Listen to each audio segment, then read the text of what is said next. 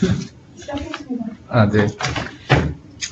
안녕하세요. 오늘 애저 머신러닝 스터디 오늘 다룰 토픽은 머신러닝의 첫 번째 주제인 클래시피케이션, 분류입니다.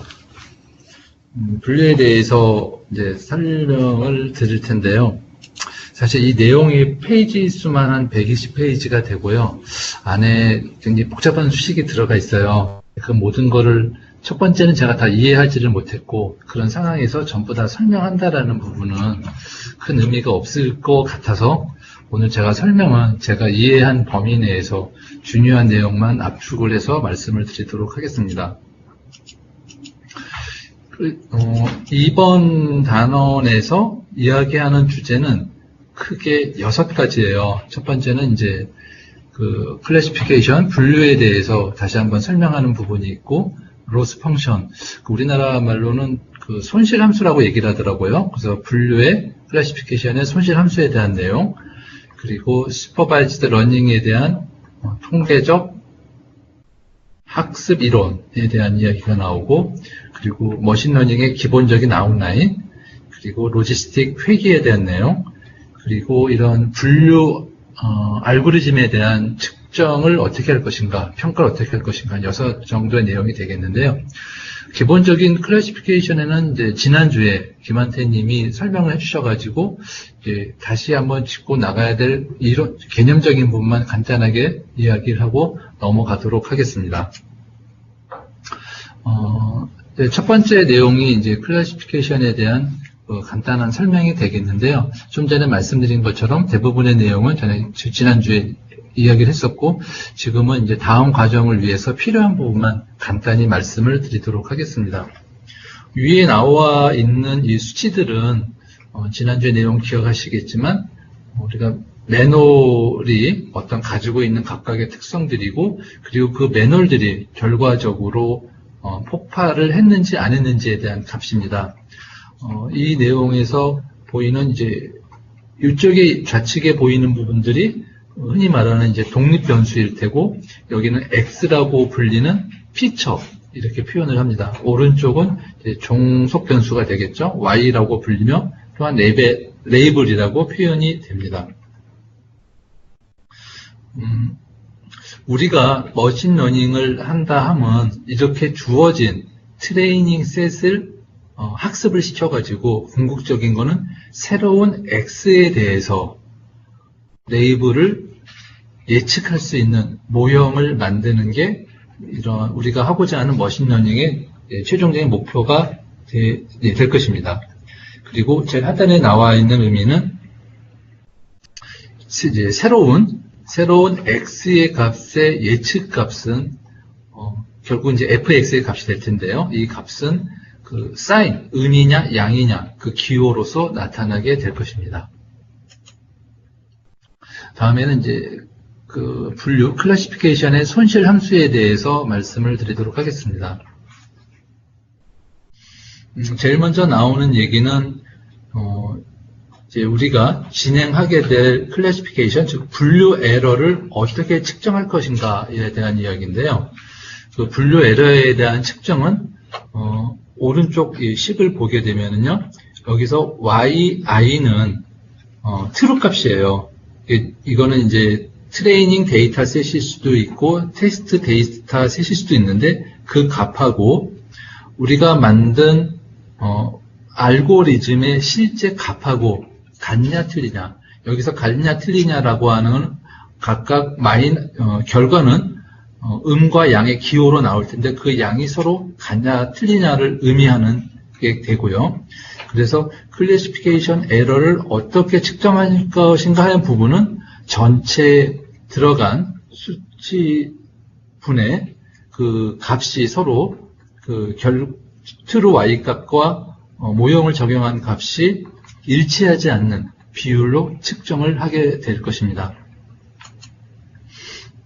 여기 이제 그 설명을 하게 될 텐데요.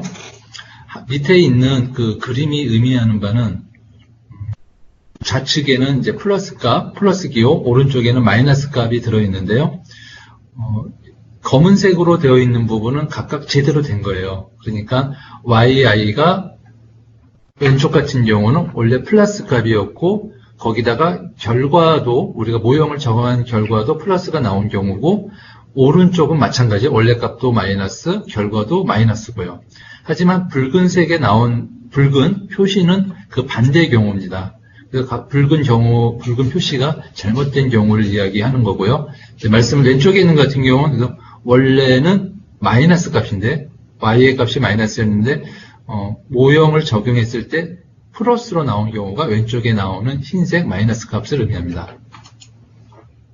이 부분을 다시 이제 플러스의 값을 오른쪽에 잘못 분류된 플러스의 값을 왼쪽으로 옮기는 작업을 하고요. 다음에 그 왼쪽에 있던 제대로 맞았던 그 플러스 값을 오른쪽으로 넘기게 되면은 어떤 모습이 되냐면은 보시는 것처럼 아까 좀 전에 봤을 때는 단순히 fx였지만은 이번에는 y의 fx가 됐어요. 이 이야기는 뭐냐면은 y 값은 원래 true 값이고 fx 값은 모형을 적용한 값이기 때문에 오른쪽에 있는 값들은 각각 플러스 값이 나올 거예요. 그러니까 당초의 플러스, 여기서 나온 검은색의 플러스는 원래도 y 값의 true 값도 플러스였고 결과도 플러스였고 여기에 나오는 마이너스는 원래 값도 마이너스 값이었고 그 모형 적용도 마이너스였기 때문에 결론적으로 플러스가 되고 왼쪽은 원래 값과 결과 모형 적용 결과 다르기 때문에 마이너스로 나온다는 그 뜻을 의미합니다. 동일한 이제 이야기가 되겠고요. 그래서 지금 이 경우에 우리가 이제 약속을 하게 됩니다. 오른쪽에서 1의 값인, 그러니까 다 맞게 된 값은 0을 적용하고 그렇지 않은 틀린 값, 그러니까 true 값하고 결과 값이 다른 경우에는 2를 적용하는 그래프를 이제 상정을 하고요. 이제 이렇게 되면은 실제 여기 이제 위에 화면에 보는 것처럼 맞다 틀리다라고 하는 부분이 단순히 끝나는 게 아니라 사실은 그 값이 많이 틀린 경우도 있고 좀 덜 틀린 경우도 있고 반대로 맞는 경우도 조금 맞는 경우가 있고 많이 맞는 경우도 있는데 이 부분을 온전하게 여기 학습에서 이제 스무스라는 표현을 했는데요. 스무스하게 표현하지 못하는 그런 단점이 있습니다. 이런 부분을 해소하기 위해서 이런 이제 어떤 맞과 틀림이 격차가 있는 부분을 해소하기 위한 이런 이제 커브가 필요하게 되는데요. 이런 커브를 해결해주는 알고리즘으로 이쪽 강의에서는 세 가지를 제시합니다. 첫 번째는 이제 에다부스트라는 그런 이제 알고리즘을 적용하게 되면 왼쪽에 이제 초록색으로 보이는 것과 같은 이런 이제 추세선이 나오게 될 거고요. 그 다음에 SVM 알고리즘을 적용하게 되면은 이 부분은 이제 곡선이 아니라 직선 형태로 나타나게 되는데 이런 값들이 나타납니다. 세 번째, 로지스틱 레그레션, 로지스틱 회귀 함수를 쓰게 되면은 에다부스트보다는 약하지만 그래도 어느 정도 추세를 따라갈 수 있는 곡선이 나오게 됩니다. 그래서 사실 요 세 가지를 이런 에다부스트, 로지스틱 회귀 함수, SVM을 각각 손실 함수, 로스 펑션이라고 이야기를 합니다. 다음에는 이제 이 함수들 중에 어떠한 것들을 쓸 것인가에 대한 이야기가 나오고요. 지금 현 단계에서는 이번 단계에서는 그 로지스틱 회귀 함수만 하지만 향후 이제 세션에서는 에다부스트와 SVM도 같이 설명할 계획이라고 이제 교수는 얘기를 하고 있습니다. 다음에는 그 슈퍼바이즈드 러닝을 위한 통계적 학습 이론에 대해서 말씀을 드리도록 하겠습니다. 통계적 학습 이론은 오캄이라고 하는 사람, 오캄의 면도날이라고 알려져 있는데요. 좀 더 내용을 보자고 하면은 현재 이 부분은 우리가 기존에 학습했던 사례 중에 하나인데 비즈니스 위크를 얼마나 많이 클릭을 했나 그 수와 인컴의 수는 비례 관계에 있으나 그 수치를 아주 정확하게, 정교하게 그리다 보면은 이런 이제 꾸불꾸불한 곡선이 나옵니다. 하지만 이런 과도하게 트레이닝 세트에 맞춰가지고 정교하게 나온 그 모델은 보시는 바와 같이 일반화된 그림을 따라 일반화된 다른 값들을 적용할 수 없게 되고요. 여기서 말하는 오컴의 면도날은 너무 지나치게 정교한 모델은 일반화가 안 되기 때문에 좋지 않다라는 의미에서 설명을 하고 있습니다. 그래서 나오는 것처럼 최선의 모델은 심플한 것이고, 심플한 것이 가장 좋은 모델이다라고 하는 게 오컴의 레이저고, 이게 우리가 얘기하고 있는 통계적 학습 이론이 되겠습니다. 조금 더 설명을 하게 되면은요, 일단 좌측 Y축을 보게 되면 에러의 증가수, 우측에 보게 되면 각각 언더피팅, 그리고 군 모델 오버피팅 나오게 되는데요. 이 그래프가 의미하는 바는 먼저 각각 이 곡선이 하나는 이제 테스트 데이터셋, 밑에 있는 부분은 트레이닝 데이터셋에 대한 에러율을 나타내게 되는데요.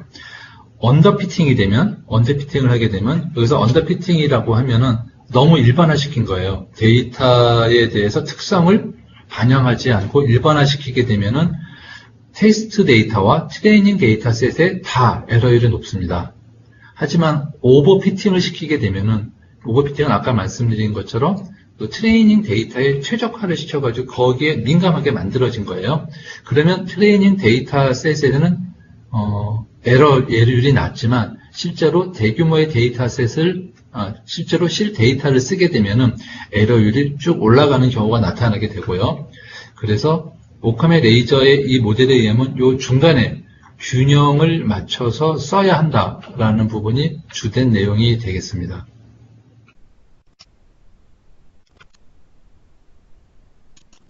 아까 말씀드렸던 것처럼 오컴의 면도날이 의미하는 바는 가급적 단순해야 된다. 그리고 정확도와 단순선상에서 알고리즘은 균형을 갖춰야 된다라고 하는 것이 이 이론의 내용이 되겠습니다.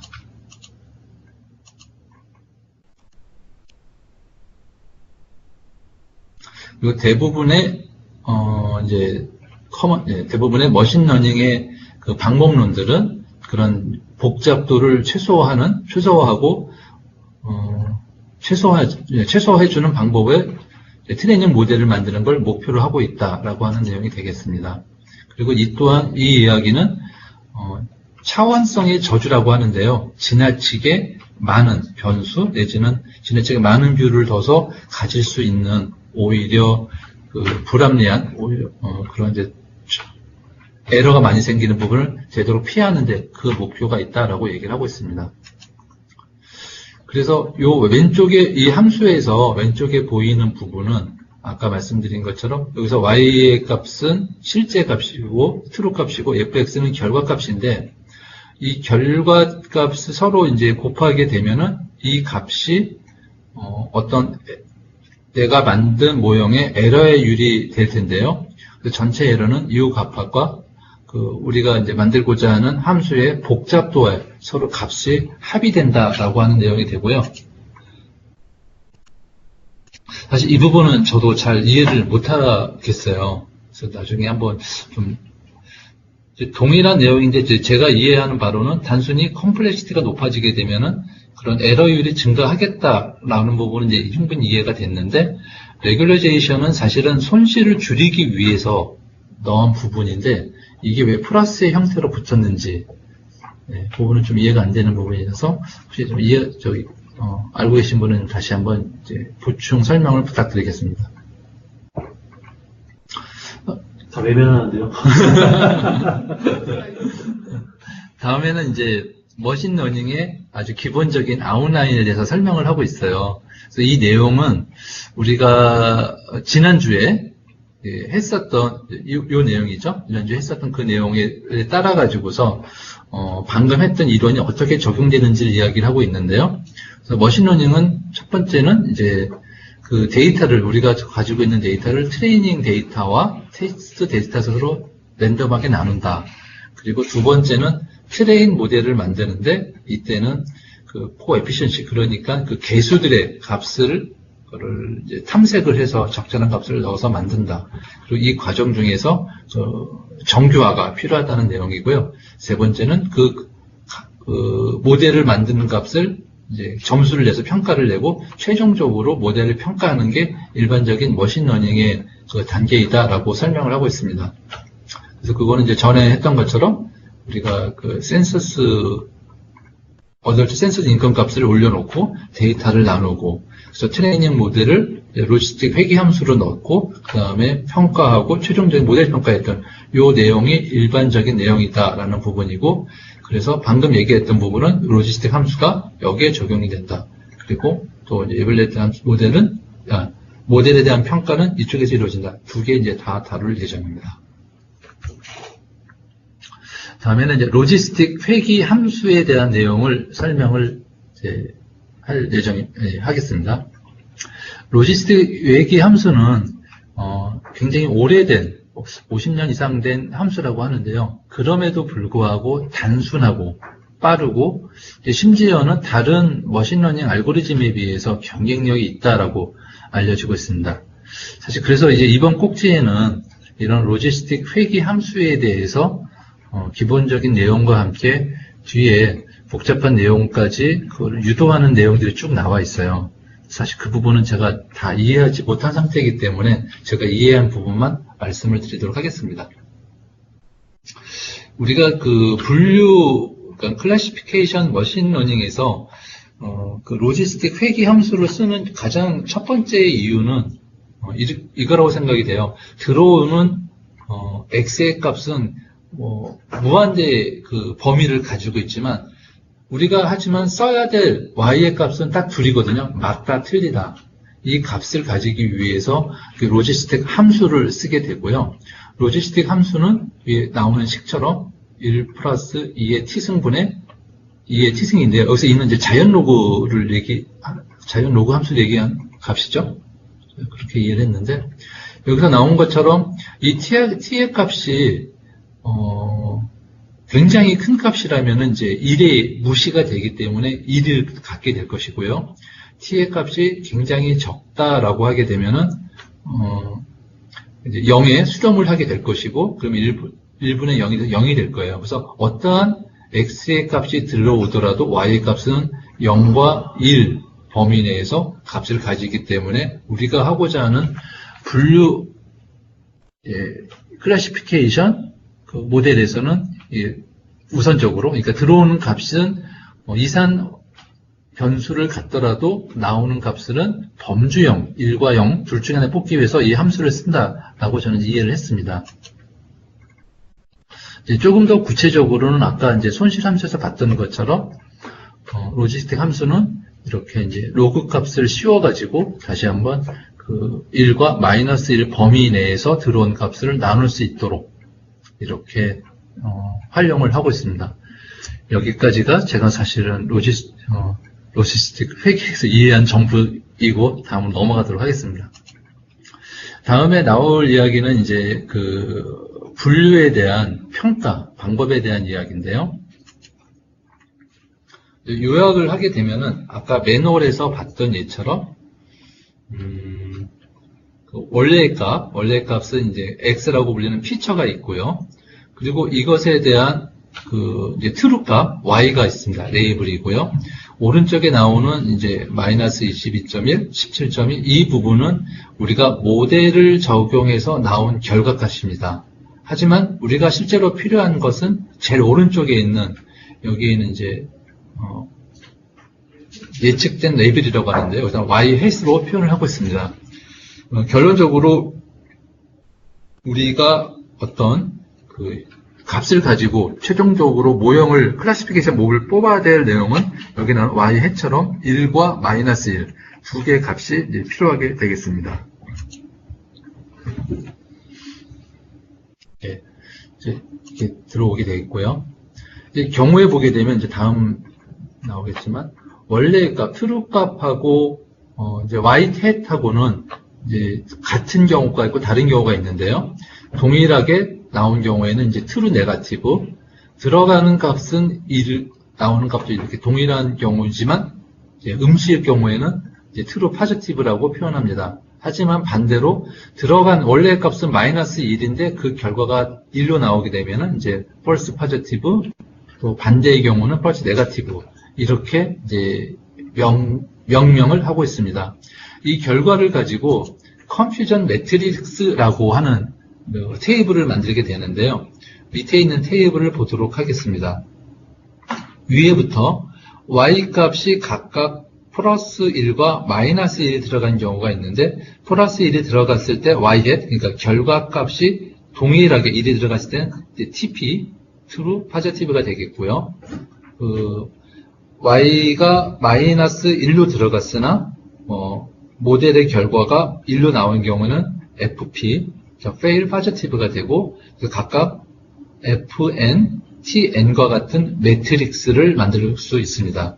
이런 매트릭스를 이용해 가지고 이제 몇 가지 그 개념들을 만들어내는데요. 첫 번째 개념은 보시는 것처럼 미스 클래시피케이션 에러 그러면 이제 O 분류 에러가 되겠죠. O 분류 에러는 전체 값 중에서 잘못된 false 나온 거, false positive, false negative를 합친 값을 O 분류 에러라고 하고요.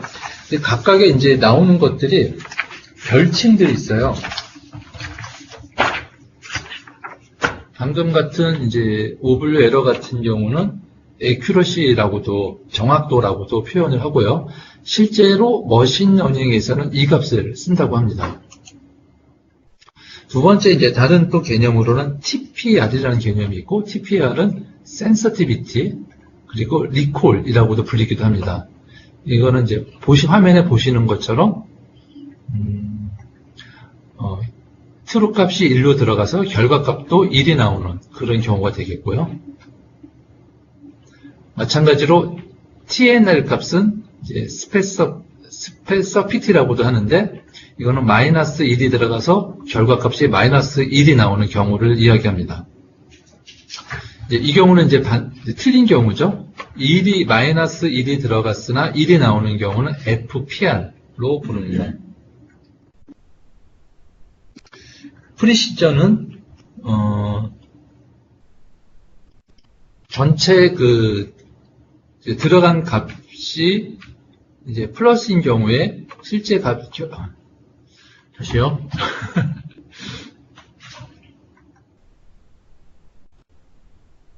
true positive 그러니까 1이 들어가서 결과값도 1이 나온 경우를 결과값이 1인 경우로 나눈 경우를 프리시전이라고 얘기합니다. F1 스코어 같은 경우가 이제 또 다른 개념으로 나오는데요. 그래서 아까 얘기했던 프리시전과 리콜을 곱한 값을 프리시전과 리콜을 더한 값으로 나누고 1을 곱하게 되면 이걸 F1 스코어라고 합니다. 실제로 그 F1 스코어는 검색 엔진에서 빙, 특히 이제 여기 마이크로소프트 빙에서 이 알고리즘을 쓴다고 이제 강사는 이야기를 하고 있습니다. 예. 방금 얘기한 것처럼 기본적인 머신러닝에서는 오분류 에러, 때로는 이제 accuracy라고 부르는 전체 들어간 값에 비해서 오류로 나오는, 오류로 플러스로 나오는, 오류로 마이너스로 나오는 값을 이제 사용하게 되고요. 일반 병원에서 의사들은 TPR 아니면 TNR을 쓴다고 합니다. 좀 전에 말씀드린 것처럼 어떤 웹 검색 엔진, 검색 쪽에서는 F1 스코어를 이거를 측정 방법으로 사용한다고 이야기를 하고 있습니다. 다음에 이제 ROC에 대한 내용인데요. ROC도 마찬가지로 아까 나왔던 그런 머신러닝의 그 결과에 대해서 그 정확도를 측정하는 방법으로 사용하고 있는데요. 주된 들어간 값은 아까 설명했던 FPR과 TPR입니다. 아까 설명드렸던 것처럼 FPR은 이제 잘못 나온 값이죠. 마이너스인데 플러스로 결과값이 플러스로 나온 FPR 그리고 플러스가 들어가서 플러스 값이 나온 나온 TPR 두 가지 개념을 사용을 하게 됩니다. 내용을 보게 되면요. 사실 여기서 설명하고 있는 부분은 좌측이 플러스, 왼쪽이 이제 마이너스를 이야기하게 되는데요. 사실 수치는 여기 보면 좀 장표가 잘못되어 있다. 숫자가 보면 FPR이 12개분의 3으로 되어 있는데 실제로 아마 세보면 11개일 거예요. 근데 강사가 얘기하는 부분 이 장표랑 좀 다르더라고요. 수치가 맞질 않아요. 쓸데없는 거 가지고 세느라고 또 시간을 뺏겼는데요. 왼쪽에 보게 되면은 TPR, 그러니까 여기서 플러스 값이 전체 11개예요. 11개 중에서 트루 값이 나오는 거는 쉬어보면 하나, 둘, 셋, 넷, 다섯, 여섯, 7개이고요. 플러스 값이나 마이너스로 나온 이제 FPR은 하나, 둘, 세 개입니다. 그래서 각각 11분의 7과 12분의 3이 TPR과 FPR의 값입니다. 이 값은 이 바운더리, 그러니까 fx 바운더리를 0으로 나왔을 때 한 값이고요. 만약에 fx를 0으로 두지 않고 수치를 바꾸게 되면 조금씩 다른 값이 나오게 되는데요. 예컨대 fx를 3으로 두게 되면, 바운더리 3으로 두게 되면은 TPR 값과 FPR 값이 변화하게 됩니다. 마찬가지로 더 오른쪽으로 가서 마이너스 4 하게 되면 또 값이 바뀌게 되고요. 계속 바뀌는 이 값들을 방금 보셨던 이 값들을 어떤 플롯에다가 뿌리게 되면은 이런 형태의 이제 점이 도트가 나오고 이 도트들을 쭉 나오게 되면 이런 커브가 나오게 됩니다.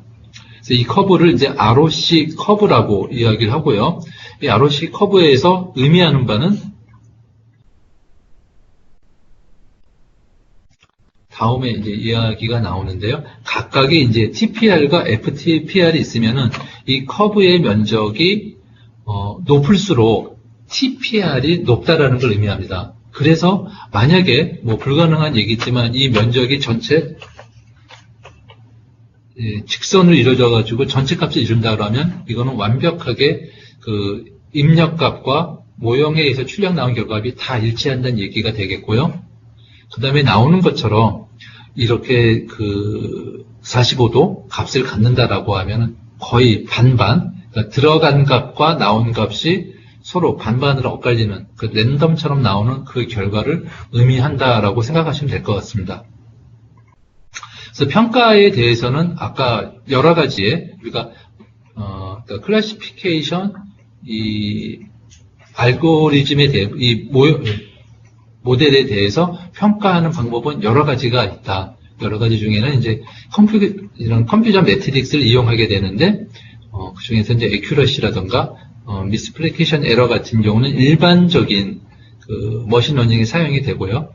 프리시전이나 리콜 같은 경우는 의학에서, 그리고 F1 스코어는, 그런 웹 검색에서 사용이 되고, 그 밖에도 이제 ROC 커브와 같은 그런 개념도 평가에 사용된다라고 하는 게 이 강의의 내용입니다.